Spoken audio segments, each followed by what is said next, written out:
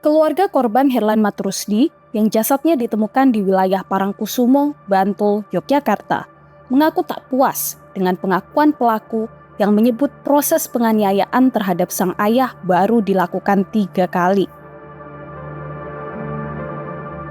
Mereka meyakini kalau Herlan sudah lama disekap dan dianiaya oleh Rizky Marhaendra dan Ferry Manasyi. Kalau bisa diceritakan Mbak Wiwin sebelumnya pertama kali dengar kabar ini dari mana? Saya pertama kali dikasih tahu sama kakak saya yang pertama. Kakak saya yang pertama itu dikasih tahu sama suami saya. Mungkin suami saya nggak ngasih tahu saya langsung, mungkin karena takut shock ya. Jadi suami saya ngasih tahu ke kakak saya, baru kakak saya ngasih tahu ke saya gitu. Posisi saya lagi habis dari bank. Pas saya dikasih lihat fotonya, foto jenazah, saya langsung histeris kan. Karena kakak saya nanya, ini bener papa nggak gitu. Pas istilahnya saya cek, saya langsung histeris karena saya yakin itu ayah saya gitu. Makanya saya pribadi juga keluarga kaget gitu, kenapa tiba-tiba ada bapak jenazahnya ditemukan di Bantul, padahal terakhir saya komunikasi bapak itu bilang di Malang. Disinggung soal motif pembunuhan ini terkait uang 1,2 miliar rupiah di bisnis travel haji dan umroh, keluarga membantah.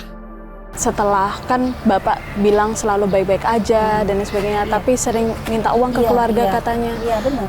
Dan keluarga curiga. Pernah nggak sih Bapak kemudian mengadu atau curhat? Nggak pernah. Selalu bilangnya dalam kondisi sehat, aman, kayak gitu-gitu aja Mbak. Makanya kita keluarga juga nggak kepikiran aneh-aneh gitu, nggak kepikiran. Kadang kirim voice note juga, Win minta uang gitu. Papa mau berobat, mau beli obat asma gitu. Jadi ya kondisinya percaya kalau papa nggak apa-apa tuh ya karena dari voice note itu kedengaran suaranya gitu kan. Nggak pulang-pulang itu setelah bulan pertengahan Mei ya, pertengahan Mei itu udah mulai nggak pulang. Udah nggak pulang. Terakhir saya ketemu atau beliau pulang tuh tanggal 30 Juni. Saya ketemu di bawah sini, tiba-tiba papa saya telepon, Win, papa di bawah, minta ongkos dong, papa mau kerja lagi, mau balik lagi katanya. Saya kaget kan, itu saya ditelepon, papa udah pulang dari kapan? Dari semalam, orang cuman ngambil baju doang sama dokumen katanya gitu. Cepet buruan ya ke bawah, papa tungguin, papa mau berangkat katanya gitu. Ya udah saya ke bawah, saya kasih lah uang itu kan ongkos. Terus saya tanya mau ke masih kerja lagi? Iya, pulangnya kapan? Nanti seminggu lagi insya Allah katanya. Dia bilang terakhir ke Balongan, nanti seminggu lagi insya Allah selesai katanya, doain aja kata dia gitu. Posisi sendiri ya Mbak? Sendiri. Sama siapa-siapa? Beliau minta ongkos untuk naik Grab, katanya udah dijemput di terminal Pulau Gebang, tapi nggak kasih tahu sama siapa-siapanya gitu kan.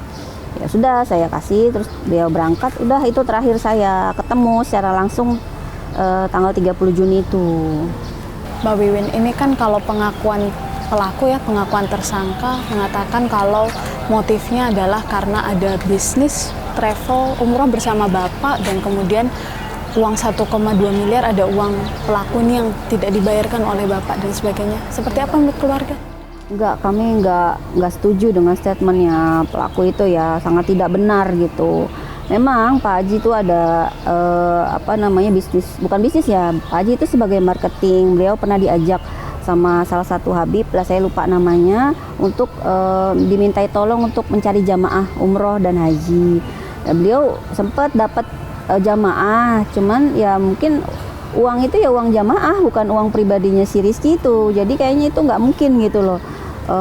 Untuk alasan haji itu tuh saya rasa akal-akalannya si pelaku aja untuk biar bisa istilahnya menyelamatkan diri ya, kayak gitu. Jadi kami keluarga nggak merasa tidak benar dengan pengakuan si pelaku itu. Tapi bisnisnya benar sama pelaku ini? Enggak, bisnisnya sama orang lain, bukan sama pelaku langsung. Jadi kayaknya mungkin karena pelaku ini memang deket ya sama Bapak, jadi Bapak semua cerita, mungkin itu sebagai alasan dia aja, buat alasan dari dia aja. Dia mungkin tahu perjalanan Bapak tentang haji ini ya jadi buat alasan sama dia. Dan tidak ada masalah sama sekali. Nggak ada. Iya, jadi uangnya itu ya bukan uang Rizky. Kalaupun memang ada uang ya uangnya jamaah yang ingin umroh atau ingin haji gitu kan, bukan uang dia, bukan investasi apa. Keluarga tidak benar itu, merasa tidak benar. Kami juga ada transaksi dari rekening Pak Haji yang kita cek tuh nggak ada uang sejumlah itu. Itu kan saya dapat kabar meninggal Rabu ya, tanggal 28. Nah, Jumatnya itu saya dapat kabar berita duka. Jumat sebelumnya? Sebelumnya. Tanggal 23 ya kalau nggak salah, 23. Jadi saya dapat kabar dari grup RT sini bahwa ayah saya meninggal dunia. Itu masih pakai foto ayah saya yang lama ya. Meninggal dunia hari Jumat karena gagal ginjal dan jatuh dari kamar mandi. Jenazah akan langsung dimakamkan di Pandeglang. Keterangannya begitu. Saya kaget, saya pribadi anaknya belum dengar berita ini gitu kan. Akhirnya pas saya tanya sama yang pertama kali share, dapat dari mana tante beritanya? Ini dari FB-nya Noviar di Sikumbang katanya gitu. Dia screenshot lah tuh FB-nya, benar sama kata-katanya, fotonya sama isinya. Makanya Noviar di Sikumbang ini kan teman dekat papa di Pordasi, makanya orang sini kan banyak orang ekspordasi juga ya Mbak, karena ini gusuran Pulau Mas. Jadi mereka percaya gitu, nggak mungkin Pak Novi ini menyebar hoax gitu kan. Tapi pas saya konfirmasi ke nomor ayah saya itu melalui nomor Pak Ferry itu, saya diangkat Mbak, hari Jumat itu masih diangkat sama ayah saya, suara ayah saya kenal banget. Tapi suaranya sudah lemah gitu. Dia bilang, iya Win, iyain aja beritanya, papa sehat, cuman sariawan. Nanti Senin papa pulang, papa ceritain semua katanya gitu. Udah suaranya udah lemah, cuman saya bilang, papa beneran sehat, nanti beneran mau pulang? Iya Win, nanti Senin papa pulang. Udah Win jemput aja, nggak usah, kata dia gitu kan. Udah dimatiin ya. Nah Sabtunya besokannya lagi saya dapat japrian WA lagi dari orang Pordasi, sama berita duka, tapi fotonya udah kondisi ayah saya lebam ini, bengkak rahangnya, ininya lebam, mata ada luka dalam di pelipis, sama itu hidungnya sudah dimasukin kapas sama diselimutin sampai leher sini. Jadi gambar bapak sudah meninggal itu adalah buatan pelaku semua? Ya, kemungkinan karena pas ditemukan jenazah bapak hari Rabu itu, menurut dokter dan polisi itu baru meninggal 4 jam. Itu kan ditemuin jam setengah 8 pagi ya hari Rabu. Itu setelah diolah TKP dan diperiksa, bapak tuh meninggal 4 jam. Berarti kan yang WA hari Sabtu ada foto gambar bapak saya pakai segala macam itu bonyok-bonyok, itu berarti masih hidup, kondisi masih hidup. Jadi ya itu salah satu skenario pelaku untuk minta donasi terakhir kalinya. Sampai harus ditonjokin dulu gitu, sampai harus dipukulin dulu buat minta donasi gitu kan. Sampai segitunya gitu dia punya ide seperti itu untuk terakhirnya. Biar orang percaya gitu, ngirimin uang gitu kan. Jadi itu kayak semacam eksploitasi untuk ayah saya kan, seperti itu. Menurut saya penyiksaannya itu udah lama ya, dan kebetulan saya lihat tuh kondisi terakhir ayah saya itu kurus sekali Mbak, kayak udah nggak dikasih makan gitu Mbak berbulan-bulan, itu kayak sampai tulang iganya tuh kelihatan gitu Pak. Kan dari mana? Saya ada videonya terakhir bapak sebelum digotong ke mobil kan, yang tersebar di media ini kan pas saat bapak itu digotong ke mobil ya. Nah itu ada videonya sebelum digotong. Jadi kondisi yang benar-benar terakhir kali bapak saya sebelum meninggal.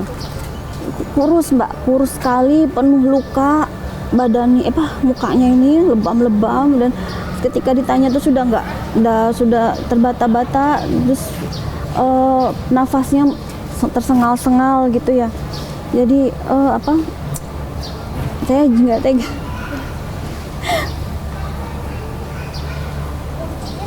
kayaknya penyiksaan itu dari nggak mungkin ya Mbak ya, kalau orang nggak dikasih makan tuh langsung kurus tuh kayak nggak mungkin, tuh kayaknya udah nggak dikasih makan berbulan-bulan itu, kondisinya kurus. Pas terakhir saya ketemu tuh masih gemuk, perut papa saya tuh kan perutnya buncit ya Mbak ya, itu sampai nggak ada, sampai kempes, kakinya pun sampai kurus kecil, kayak disekap itu, kayak nggak dikasih makan itu, saya yakin. Jadi kayak penyataan pelaku itu tanggal 16 mulai penyiksaan tuh kayaknya nggak bener. Polisi masih terus mendalami kasus tewasnya mantan Sekjen Pordasi ini. Laporan temuan keluarga korban akan dijadikan masukan untuk menganalisa kasus ini lebih dalam. Kami sangat berterima kasih kepada keluarga korban karena sangat aktif memberikan bukti-bukti. Karena terakhir keluarga korban ke sini memberikan bukti bahwa di mana perjanjian bisnis travel itu tidak ada. Karena dari keluarga korban memberikan bukti-bukti transfer itu tidak ada di situ. Jadi makanya untuk terkait benar atau tidaknya apakah ada bisnis travel dan umroh itu kami masih dalami sampai saat ini. Mantan Sekjen Pordasi Herlan Matrusdi harus kehilangan nyawanya secara tragis setelah mendapatkan penganiayaan bertubi-tubi dari pelaku. Menurut pengakuan pelaku, masalah bisnis travel dengan nominal 1,2 miliar rupiah menjadi motif dari perbuatannya. Namun keluarga membantah, menyebut bahwa Rizky dan Ferry bukan rekan bisnis korban, tapi memanfaatkan korban untuk diperas uangnya. Fakta yang kami temukan di lapangan, menurut pengakuan keluarga, selama tinggal bersama pelaku, korban mendapatkan kekerasan dan bahkan dipaksa mengaku meninggal dunia untuk dimintai donasi. Korban bahkan juga ditelantarkan di gumuk pasir hingga akhirnya ditemukan meninggal dunia keesokan harinya. Saksikan terus Fakta setiap hari Senin pukul 20.00 waktu Indonesia Barat hanya di TV One.